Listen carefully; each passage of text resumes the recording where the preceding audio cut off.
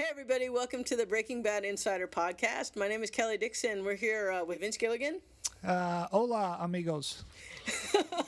Executive producer Michelle McLaren, and also the director of this episode. Hello. I've got Bob Odenkirk, who plays Saul. Hey. I've got Stephen Bauer, who plays Don Eladio. Salud. And last but certainly not least, the co-writer of this episode, Jenny Hutchison. Hello. So, everybody, thank you for coming in on a Sunday to talk about this. This is such an exciting episode, so let's, just start right in. Hey, guess what, Aaron? Oh, wow. Hey, how you doing, How you man? guys doing? I'm so, are we? Yeah, you're going. Hi. So, Hi. Rolling. Hi. but Aaron, I want to, just start in, I guess, on the episode, because this episode opens on this wide panoramic shot, Michelle, that you went out there and probably not too far away from Q Studios to shoot, and with our three guys, Jesse and Giancarlo, Gus, and Mike. And then you've got this great shot with this plane coming in. When I first got that footage, I had no idea that it wasn't flying, because it's got like this kind of So it's that was on done. the ground. thing. It's on the We're, ground, the, right? the airplane's on the ground, and Steve, the pilot, he sat in the pilot seat and he moved the ailerons. And so when you look okay. out the window, you see things moving. And then the camera floated. The camera operators floated to make it look like the plane was moving. Jonathan Banks was so happy that he did not have to go into the air. It was really windy, and obviously we would never go up there if it wasn't safe.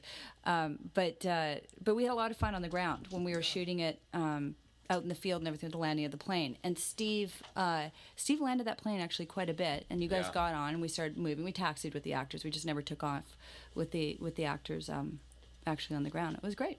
I know that when I was working on the editor's cut, actually the director's cut, and Michelle, you shot this, and I remember you telling me that originally Bryan was not supposed to play this scene with Junior in opening the garage in his underwear, and he wanted to.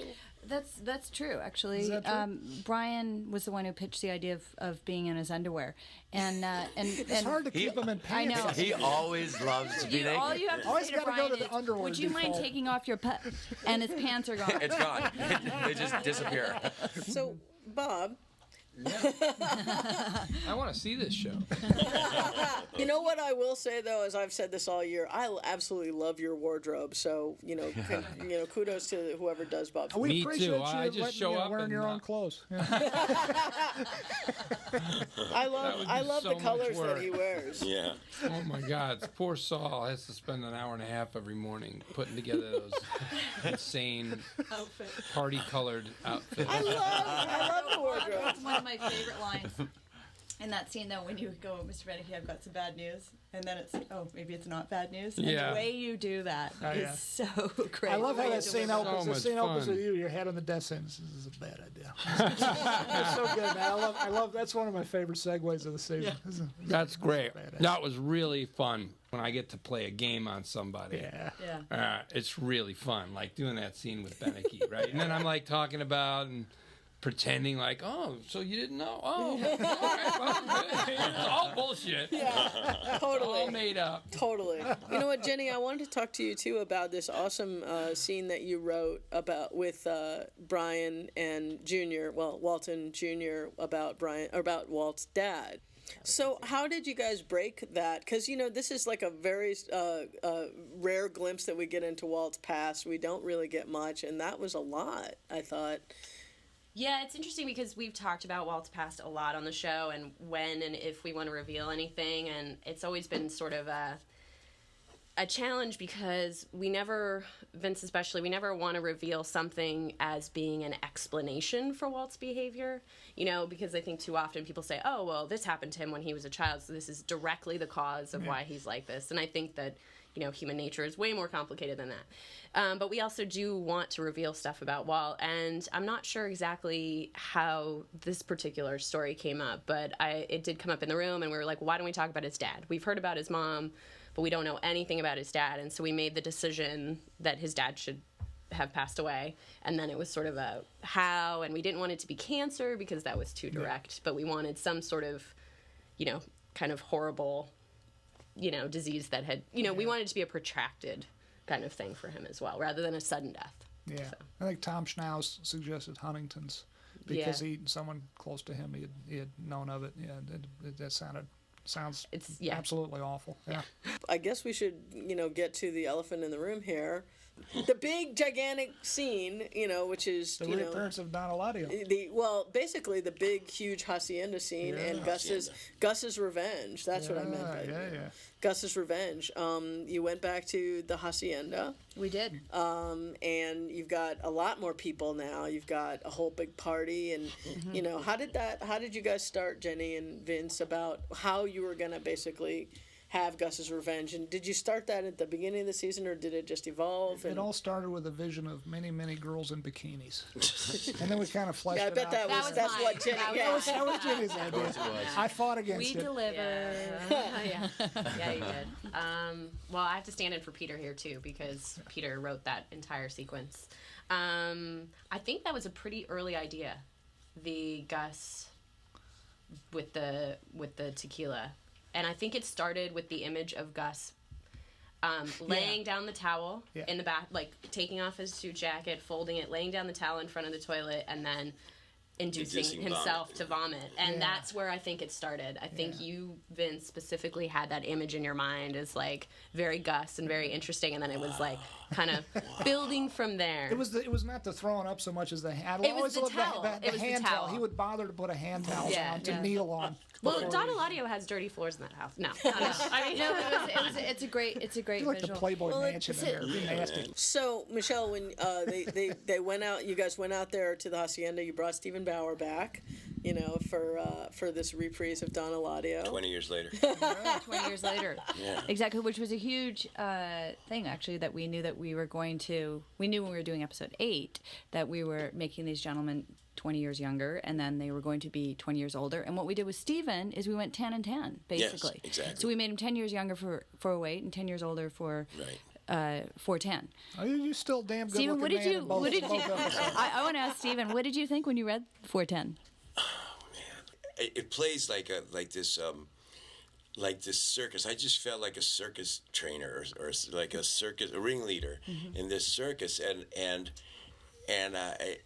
again the fact that it's all in Spanish, and also Mike's there, and Mike is like this presence, man, that just also have like this history with Mike with Jonathan Banks, because he was in Wise Guy with me.